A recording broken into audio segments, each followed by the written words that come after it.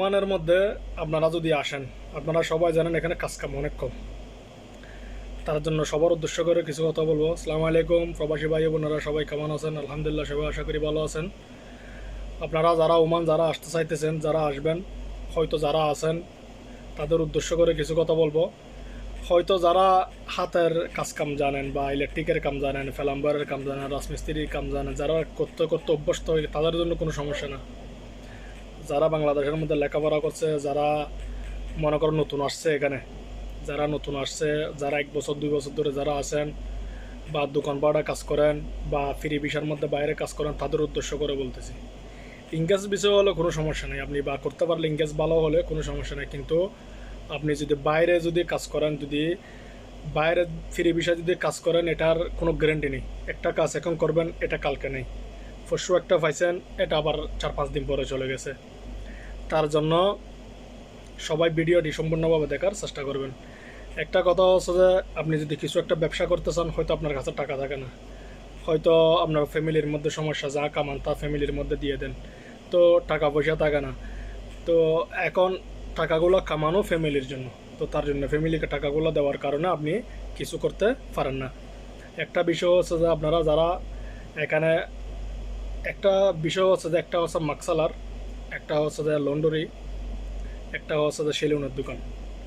এই তিনটা দোকান এগুলা সস্তার মধ্যে দেওয়া যায়। বাংলাদেশের 2 লাখ 2.5 লাখ টাকা খরচ করলে ভালো করে দোকান দেওয়া যায়।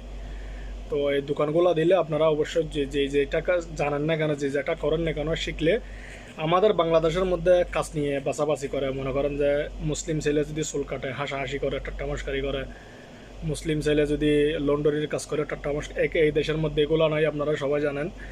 এই দেশের মধ্যে মনে করেন যে যেদিকে পারে সেদিকে টাকা কামানো।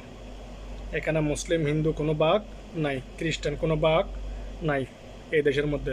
আপনারা জানেন সম্পূর্ণ দেশের মধ্যে মুসলিমরাই চুল কাটে, মুসলিমরাই লন্ডরির কাজ করে। আমাদের বাংলাদেশের মধ্যে এগুলো হচ্ছে ভিন্ন। তো তার জন্য এই দেশের মধ্যে এগুলো কাজকে বাছাবাছি করে না। এই দেশের মধ্যে কাজকে পছন্দ করে। আপনার চেহারা, ফেস, চুল এগুলাকে কেউ লাইক করে না। আপনি যদি কাজ করেন ঠিকভাবে, আপনি ঠিকভাবে বেতন পাবেন, আপনার স্যালারিও বাড়বে। এগুলো হচ্ছে যে কথা।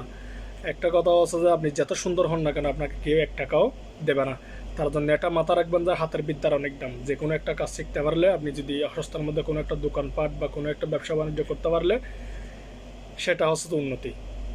সেটার মধ্যে কোনো টেনশন থাকে না। আর বাইরে যদি চাকরি করেন, অনেক টেনশন থাকে, অনেক টেনশন নিয়ে মাথায় করে আজকে কাজ নাই, কালকে আছে, টাকা দেয় না, অনেকজন অনেক সমস্যার সম্মুখীন হন। তার জন্য এই ভিডিওটি সবার উদ্দেশ্য করেই করা। সবাই আমার জন্য দোয়া করবেন। হয়তো আমার কথা তো আপনারা বুঝতে পারছেন।